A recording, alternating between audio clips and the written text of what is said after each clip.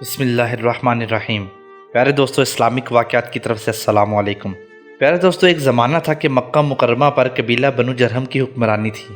رئیس قبیلہ عمر بن حارث تھا، جو اپنے کردار اور اخلاق کے اچھے ہونے کی وجہ سے بہت مشہور تھا۔ قبیلہ بنو جرہم حضرت اسماعیل علیہ السلام کے زمانے سے مکہ مکرمہ میں آباد چلا آ رہا تھا۔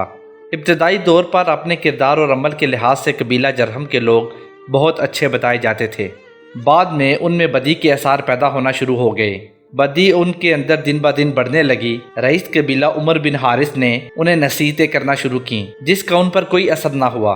انہوں نے اپنے طرز زندگی کو نہ بدلا۔ رئیس قبیلہ اپنی قوم کی مسلسل گرتی ہوئی حالت کی وجہ سے بہت پریشان رہنے لگا۔ اسے یہ خیال آیا کہ اگر میری قوم کی حالت اسی طرح رہی تو ایک دن اللہ تعالیٰ کا ہم پر عذاب نازل ہو جائے گا۔ اس قسم کے خیالات کا ان کے ذہن میں آنا تھا کہ اس نے فیصلہ کیا کہ کعبہ فنڈ میں جمع شدہ سونا اور دیگر قیمتی سامان کہیں چھپا دیا جائے، تاکہ اگر عذاب الہی نازل ہو ہی جائے تو ہم پر جو گزرے گی سو گزرے گی، لیکن کعبہ فنڈ میں جمع شدہ مال تو بہرحال محفوظ رہے گا۔ پیارے دوستو، بنو جرہم کی بدکاریاں کے نتیجے میں زمزم کا کنواں خشک ہو گیا۔ اس نعمت سے اللہ تعالیٰ نے انہیں محروم کر دیا۔ جب بنو جرہم کی سیاہ کاریاں حد سے بڑھیں تو بنو حضاء کے مختلف قبیلوں نے مل کر بنو جرہم پر حملہ کر دیا۔ بنو جرہم نے مقابلہ کیا، اس میں انہیں بری طرح شکست ہوئی۔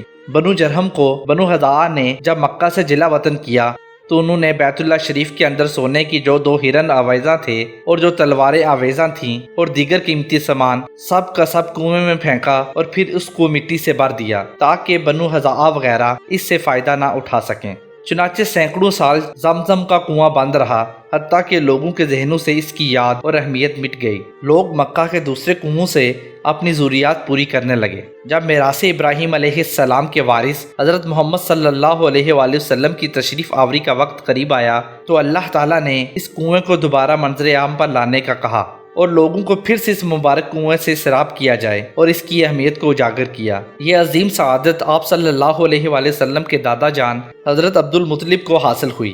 اللہ تبارک و تعالیٰ نے حضور نبی کریم صلی اللہ علیہ وآلہ وسلم کے اس دنیا میں تشریف آوری سے قبل صدیوں سے گم شدہ آب زمزم کے کنویں کو پھر سے جاری کر دیا۔ آپ صلی اللہ علیہ وآلہ وسلم کے دادا جان حضرت عبد المطلب کو خواب میں گم شدہ زمزم کے کنویں کے بارے میں بتایا گیا۔ آپ کے دادا جان نے خواب میں بتائی گئی جگہ پر کھدائی کی تو دفن شدہ تمام مال برآمد ہو گیا۔ حضرت عبد المطلب نے لوہے کے سامان کو ڈھال کر کعبہ کا دروازہ بنایا اور سونے کے ہرن پگھلا کر دروازے پر چڑھا دیا۔ مقدس کنواں پھر سے جاری ہو گیا، جس سے حلقے خداوندی اب تک سیراب ہو رہی ہے اور تا قیامت ہوتی رہے گی۔ میرے نئے آنے والے دوستوں سے گزارش ہے کہ ہمارے چینل اسلامک واقعات کو سبسکرائب کریں اور ساتھ موجود گھنٹی کے بٹن کو دبائیں تاکہ کوئی بھی نئے آنے والی ویڈیو سب سے پہلے آپ کو ملے۔ اپنا خیال رکھیے گا۔ اللہ نگہبان۔ السلام علیکم۔